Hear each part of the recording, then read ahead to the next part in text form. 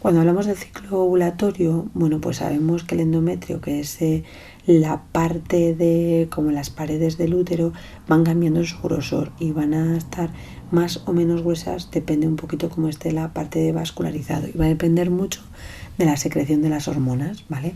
Por una parte vamos a tener dos hormonas en las chicas, que son los estrógenos y la progesterona, que va a depender de una serie de hormonas que se secretan, que las vamos a ver después, a nivel hipofisario, ¿vale? Son unas hormonas que se encuentran dentro de nuestro cerebro. Entonces, hay una parte como una glándula dentro de nuestro cerebro que se llama glándula hipofisaria, y a la que se va a encargar de secretar dos hormonas, que es la hormona folículo estimulante y la hormona luteinizante, que es la FSH, la primera folículo estimulante, y la luteinizante, que es la LH. Dependiendo cómo estén secretadas una u otra, que estas son las que vamos a conseguir inhibir luego cuando utilicemos métodos anticonceptivos hormonales, se va a provocar que ese endometrio, esa capa de vascularización, ese grosor que tiene el útero, bueno, pues esté más gordito o menos gordito, y eso va a depender de un poco de cuáles sean los periodos.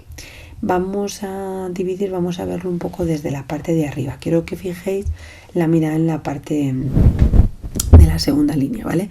Cuando nosotros hemos expulsado el endometrio, que estaría ahí, falta la N, es endometrio, es cuando se provoca la propia regla, ¿vale? Esa expulsión del endometrio es lo que nosotros llamamos la regla. Durante la regla, las chicas están estériles, es decir, que aunque tuvieran relaciones sexuales con penetración, no sucede.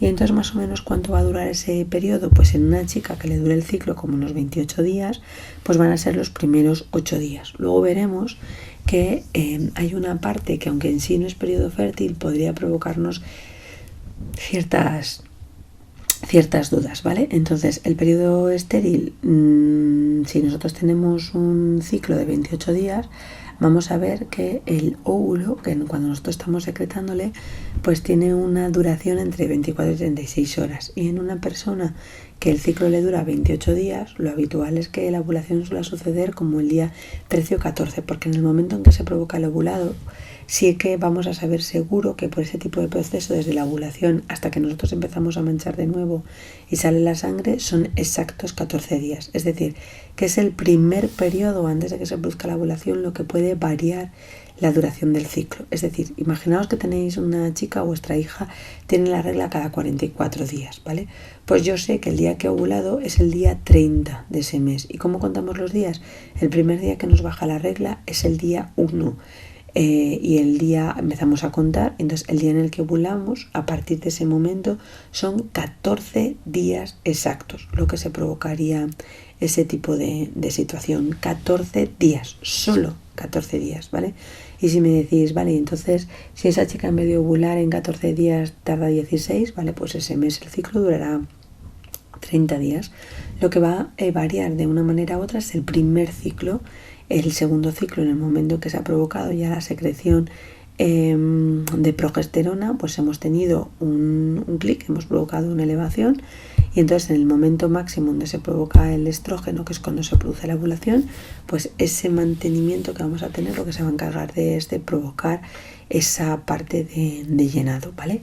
Y de llenado a la sangre a nivel del endometrio. Entonces nosotros en nuestros ovarios lo que se provoca es que se hace una estimulación de varios folículos, y de hecho no suele ser un único folículo, sino que existen varios, pero solo uno es el que provoca la ruptura de un folículo, que es el que se absorbe o el que se aspira a través de las fimbrias de las trompas de falopio y pasa directamente a las trompas. El folículo termina al final luego provocando una formación de cuerpo lúteo, que si una persona no se queda embarazada, se desaparece y ya está, ¿de acuerdo?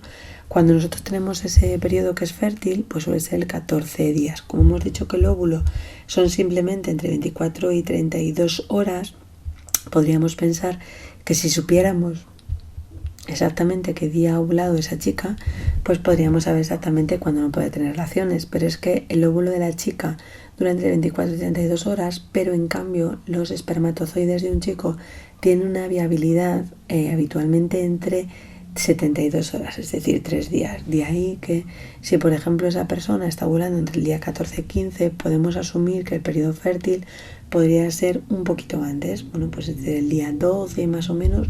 Si fue el día 14, 3 días antes, incluso 3 días después. En sí no suelen ser 3 días después, podría ser un poquito menos, pero es cuando tenemos posibilidades. Por eso consideramos que el periodo fértil es aquel periodo en el que si se provoca un eyaculado dentro de la vagina de la chica, tendríamos posibilidades de que esa persona se quedara embarazada.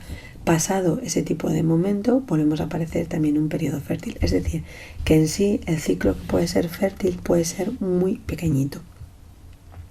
Es decir, que cuando nosotros valoramos ese proceso de anticoncepción a concepción o contracepciones que ya se ha producido el embarazo, lo que queremos es conseguir evitarle. Y a veces, pues muchos de estos métodos lo que nos facilitan no es solo para evitar el momento de que no se provoca el embarazo, sino que podemos también conocerles para poder facilitar que esa persona pueda llegar a conocerse embarazada.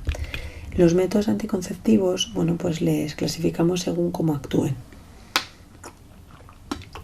Vamos a tener métodos de barrera, métodos hormonales, vamos a tener el DIU, que vamos a ver que podría llegar a ser hormonal, y métodos quirúrgicos. Luego tenemos unos métodos de urgencia, es decir, en el que en alguno de los métodos anteriores han fallado y lo que terminamos o lo que pretendemos es evitar que al final el embarazo se lleve a cabo, ¿no? Entonces lo hacemos como un poco en proceso de contracepción, es decir, que en el caso en que se provocase el embarazo o no se llevase a cabo, o en el caso en que se produjese que consiguiese ser expulsado.